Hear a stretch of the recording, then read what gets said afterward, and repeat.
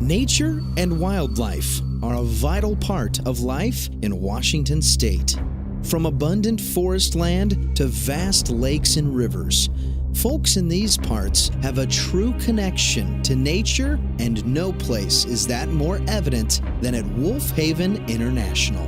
Since 1982, Wolf Haven has made its home just a short hour drive south of Seattle.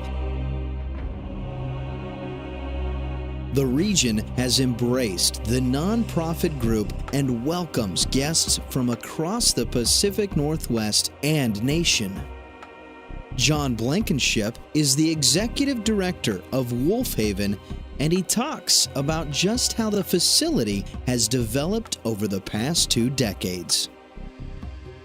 Wolf Haven is a 501c3, a nonprofit organization that started as a wolf sanctuary back in 1982 and now works not only on rescue of animals that have been raised in captivity and can't be released into the wild, but also education programs, and we work on wolf conservation in the wild, and we also have a breeding program. In addition to the rescue and care of these animals, one of the main goals at Wolf Haven is to educate the public on the value of wildlife. Between 20 and 30,000 guests are welcome to the facility each year for informative tours, special classes, and lectures. Schools and groups are encouraged and welcomed to come and learn more about the wolves and their importance in our environment. We have tours when we're open there every hour on the hour. Very good for families, kids 6 and over. It's a great way. You spend about an hour in the sanctuary and you get to learn about the 3 different North American species of wolves. A dedicated staff of volunteers and caring professionals work diligently at maintaining a safe and healthy environment for the animals brought to Wolf Haven. Wendy Spencer has been the animal curator at Wolf Haven for over 8 years and has developed a genuine trust and bond for the animals she cares for. We have 47 wolves and 4 wolf dog hybrids and 3 coyotes, so we have our hands full. Feeding time is busy for the staff at Wolf Haven, but also a fun way to connect with the animals.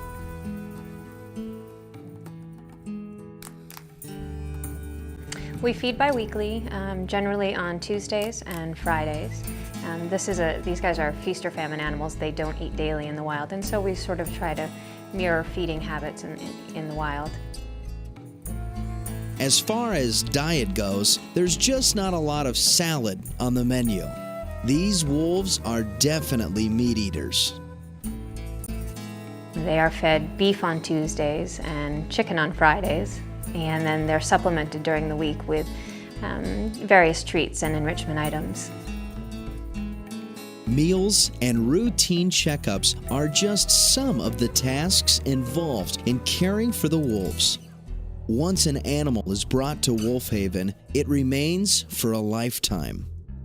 For the most part, the animals are healthy, with the exception of some of the older wolves that need a little extra care and attention, which the volunteers and staff are more than willing to provide. My life revolves around the animals in the sanctuary, and I'm blessed to be here.